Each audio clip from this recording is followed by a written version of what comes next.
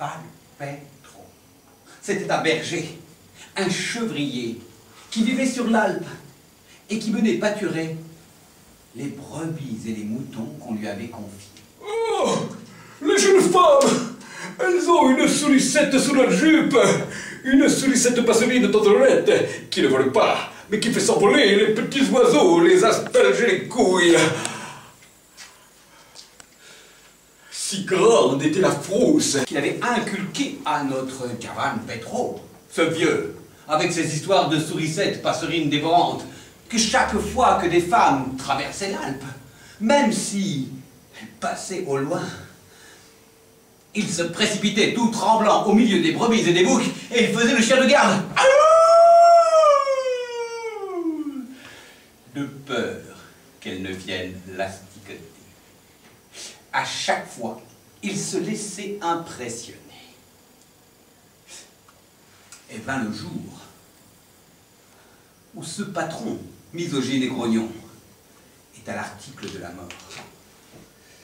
Il fait venir son notaire et fait remettre tous ses biens au Petro. Ouais, à Giavan, qui d'un seul coup se retrouve grand seigneur. Et plus grand seigneur qu'on ne peut dire.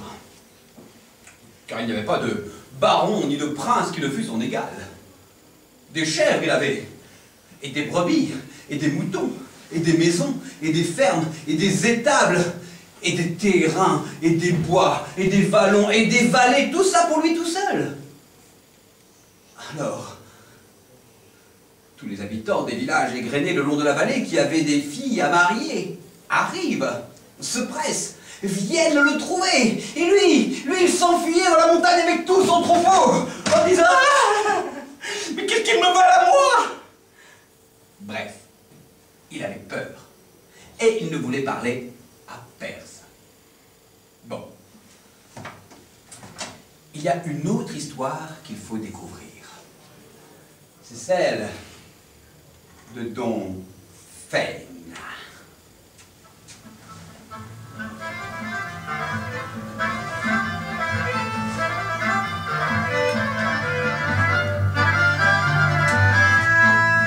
Don Faine.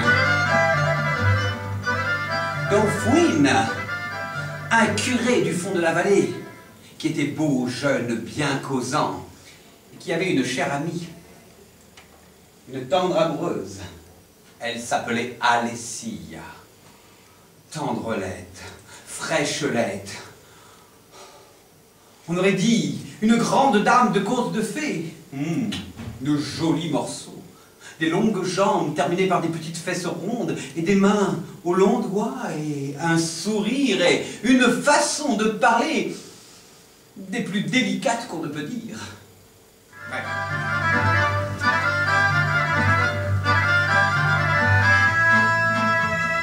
La Volpasse, la renarde. Et cette renarde était femme à n'avoir peur de personne, ni de Dieu le Père, ni de la Vierge Marie, ni du Saint-Esprit. D'ailleurs, si cet oiseau lui était tombé entre les pattes, elle lui aurait tordu le cou et elle l'aurait passé à la casserole sans se signer. Bref. Mon cher prêtre l'écurie, c'en est assez de tromper dans l'écurie de ma fille, tes doigts et ton biscotin. Dorénavant, il faut que les choses soient claires. Toi, si tu la veux, tu la prends à l'esquienne, pétaris, sans de guette, en haut et en bas sur le fondata ébouchonné, et tu la jettes sur le lit avec les frisottis de specca. Et tu la tournes et tu lui croises les QJ avec les liserons posés le soir et matin en cachette dans le petit bois. Et tu la figurerais naga, très saga, che te canto good. Elle a compris la musique qu'elle lui chantait. Et il a eu l'idée d'utiliser Giavan Petro comme mari de paille pour son Alessia. Mais ce sauvage, comment l'attraper?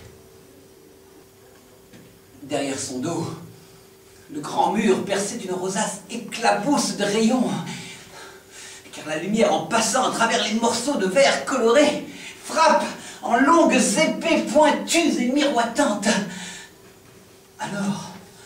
Alors une image se peint à ses yeux au milieu de la grande nef, toute illuminée de rayons. Mon Dieu, est-il possible que ce soit vrai? Alessia! Alessia, toute pareille. Et cette silhouette, si svelte, on aurait dit une vision. Oh mon Dieu! Où diable a-t-elle mis ses ailes, cette Aïe? Elle est plus belle que toutes les saintes en procession peintes sur le mur! Plus belle que Sainte Rosalie entourée de fleurs, belle! Alors Don Fouine surgit de l'ombre où il était tapi.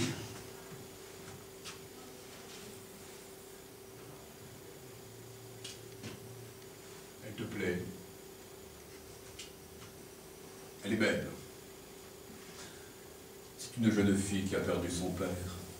Elle a une mère seulement, une brave femme. Si tu la veux, tu veux l'épouser? Moi? Ah, bien sûr que je me la prends! Jamais je n'avais pas le salut rêvé qui puisse exister sur Terre! Une créature qui répand autour d'elle tant de douce lumière et de tendresse! Je sens mon cœur qui cogne pas dans ma poitrine comme un hanneton ivre! Calme-toi. Calme-toi. Non, je veux pas me calmer! Je veux m'enrailer avec elle, sur le chien! Je n'ai pas peur, moi, de sa parpaillole! Même si elle me mord et m'empoisonne du diable, ça m'est égal! Je deviendrai fou! Je l'attraperai, cette parpaillole! Je l'attacherai, je la chatouillerai, je la gratouillerai pour la rendre toute douce avec moi et la faire rire! Calme-toi. Calme-toi. J'ai compris qu'elle te plaît. Calme-toi. Non, mon œil, que je me calme! Laissez-moi prendre tout mon sou de parole pour une fois que je parle! C'est depuis ma naissance que j'ai le 10 mots, car j'ai toujours été élevé au milieu des moutons! Oh, comme c'est beau de se marier! Vite le mariage! Vite les épousailles! Et vite, on fait le mariage. À ces noces, voyez donc, arrivent tous les joueurs de trompette, de fifre, de mandoline. Tout un tas de parents qu'on ne pensait pas avoir. Des gens qui ne sont pas de la vallée. Des amis parfaitement inconnus. Et sur les tables, le manger et le boire à profusion. Et tous ceux qui mangent, qui dansent, qui se gavent de gâteries. Alessia qui danse et qui virevolte avec ses petits yeux qui crépitent de lumière. Elle danse et tourne et vire. Même le prêtre Don Fouine qui danse comme les autres qui dansent. Et qui sourit. Et la renarde aussi, qui tourne et qui vire. Le seul qui reste immobile à regarder tout le monde tourner, c'est Javan le père, qui ne bouge ni pied ni pas. La nuit viendra. La fête s'achèvera pour les autres. Elle commencera pour moi. Et Don Fouine de son côté. Il fera nuit. La première nuit, elle la passera avec moi, cette épousée. Oui, car il avait eu la riche idée de faire acheter à Javan une maison à côté du presbytère. À ce moment, comme si c'était une idée subite, Don Fouine. Oh, mais qu'avons-nous fait? Nous avons oublié la maman, la renarde. On ne peut pas la laisser toute seule. Il faut la raccompagner chez elle, de l'autre côté de la forêt, du fleuve, au pont Tortue. Et ouais, mais qui peut le faire, hein? Eh bien toi, mon cher Javan, c'est un plaisir qui te revient de faire le trajet jusqu'à la maison de ta nouvelle mère. Oh, ça me revient. Alors Javan sort un cheval, un grand cheval, et il fait monter la renarde sur le cheval. Et ils vont par la forêt, jusqu'au bout, jusqu'à trouver un grand fleuve. Et là, ils longent le fleuve, jusqu'à trouver un pont. Ils le traversent, et ils reviennent sur leurs pas de l'autre côté du pont, jusqu'au bout, jusqu'au pont Tortue. Et là, il fait descendre la renarde, et il descend lui aussi. Il regarde le cheval et... le cheval qui boite. Il regarde le sabot. Oh, un clou long comme ça, planté par quelqu'un. Oh, mais quel est le fils de chien qui a exprès de le planter là, au pas de course, le long du fleuve. Il traverse le pont et il revient de l'autre côté. Dans la forêt, il fait sombre, c'est la nuit noire. Pas m'attendu, comme c'est gentil. Et donc fouine. Tout en descendant se reboutonne. Bouton et boutonnière sur bouton. Toute la grande boutonnerie de sa grande soutane. Remettant tout en place en catimini, il dit... Mon cher Javad, tu as mis bien longtemps. Nous étions inquiets que tu ne reviennes pas. J'ai eu beaucoup de mal à consoler ta pauvre petite femme, qui pleurait la pauvrette. Maintenant, elle est calmée et endormie. Laisse-la dormir, elle a eu tant d'émotions pour ses noces, elle est encore tout affolée. Prends garde, en la réveillant, tu pourrais la rendre malade d'émotion. Regarde. Oh, quelle douceur, quelle tendresse. Alors, tout doux,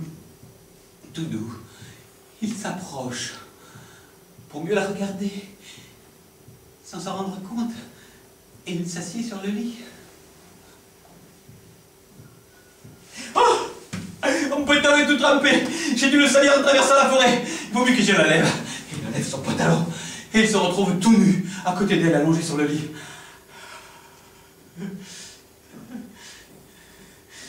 Je reste là à la regarder dormir et à l'écouter respirer.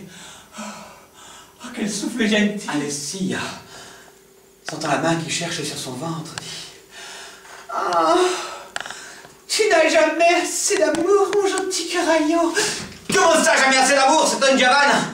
Oh, oh. Alessia se réveille. C'était donc toi? Ah non, c'est que je dormais. Ah, je suis contente que tu sois rentrée. Je vais pouvoir dormir tranquille. Arrête. Regarde-moi dans les yeux. Oh, qu'est-ce que tu fais avec tes mains? Je cherche ta parpaillole, je t'en supplie. Dis-moi où tu la mets.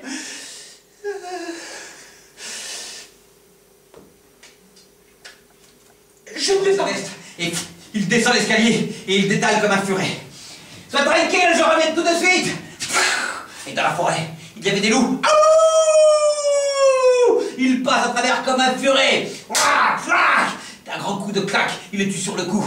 Il arrive dans les forêts. Et là, au bord du fleuve, normalement, il aurait dû longer le fleuve pour aller jusqu'au pont. Non, mesdames, messieurs, non, il va tout droit. Il se donne même pas la peine de nager, il descend. Il marche dans l'eau, glou, glou, glou, glou, glou, glou, glou, glou. Il marche sur le fond, il remonte de l'autre côté, et hop, à courir de rechef. Et d'un bond, il arrive chez la renarde. Renarde! Elle dort. Elle ronfle à cailloux. Bing dans le cœur! C'est Petro! Petro qui? C'est moi! C'est Diamant de Petro! Tojane! Il est arrivé quelque chose à ma fille? Non, sois tranquille, tout va bien! Je suis juste venu prendre la parpaillole! Laquelle? Celle que tu as!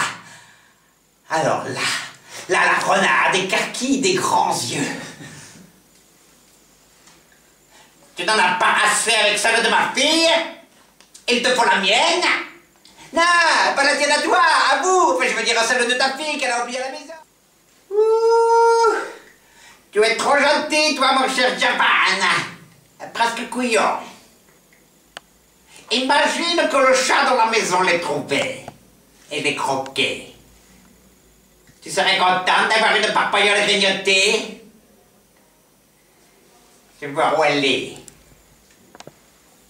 Ouh, on a de la chasse. Elle est dans la petite cage du maire.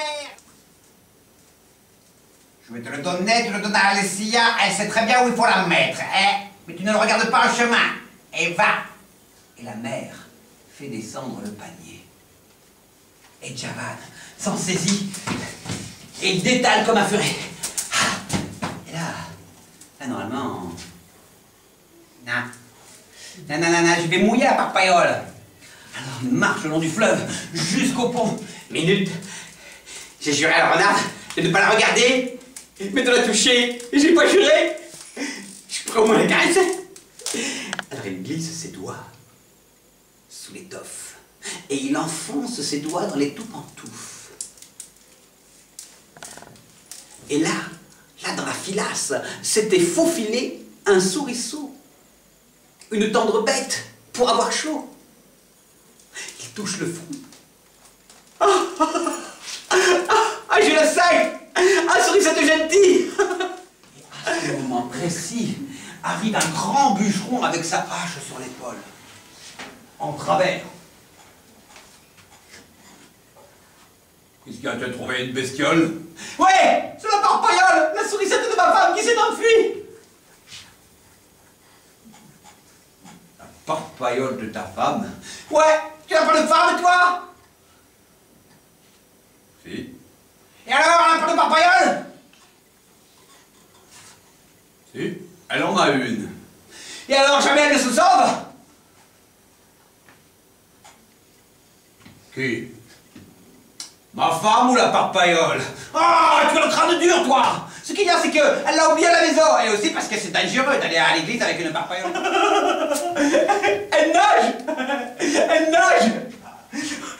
La sourisette de ma femme nage! Quel phénomène! Attends que je t'attrape! Et il plonge lui aussi dans le fossé. Blouf! Bref, 2 heures passent. Il manque de se noyer. De 2 heures, il rentre chez lui tout renfrogné, couvert de boue, de fange, trempé de sueur, tout sali et pleurnichant.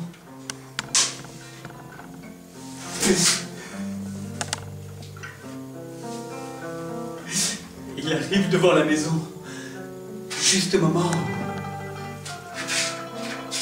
Alessia descend l'escalier, toute jeune, baignée de frais,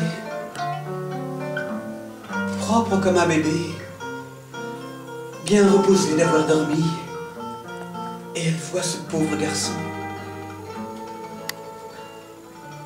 Mon mari, qu'est-ce qu'il y a? Que s'est-il passé?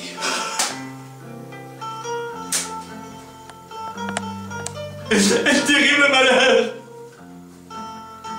Ta mère m'avait dit de ne pas la regarder, alors je l'ai touchée! Et je me fais dans la forêt avec le bûcheron taillé au rétro! Doucement. Calme-toi, mon chéri. Parle plus doucement que je comprenne. Ne pleure plus. Elle sent quelque chose qui remue en elle, comme une plainte. Elle se sent toute salie, comme une terrible putasse, dégoûtée de tout ce qu'elle a combiné avec le prêtre. Un pourceau de Satan. Car embobiné, entortillé, un garçon aussi enfant dans sa tête, et gentil, et délicat. C'est de l'assassinat. Maudit la fouine, elle se sent souillée, maculée. Ne pleure plus. Ne pleure plus, mon chéri. Je devrais pleurer plus que toi. Ne pleure plus. J'ai une bonne nouvelle à te donner. La sourisette parpaillole est revenue toute seule. Non. Tu dis ça parce que tu es bonne et que tu veux me consoler. Mais des clous dans le crâne et je mérite, malheureux que je suis, maudit. Non, je te jure, elle est revenue toute seule. Viens sentir toi-même, en personne. Et elle prend sa main. Et elle la glisse sous sa jupe. C'est elle, tu la reconnais. Oh diable, quel galopin dans la fête. Elle est arrivée avant moi. Oh, douce parpaillole. Tu as bien couru aujourd'hui de frayeur. D'abord la petite cage du maire, et puis courir, sauter, nager, revenir ici. Oh pauvrette, tu peux être bien fatiguée. Et cela se reposer. Et demain, nous ferons le jeu de l'amour.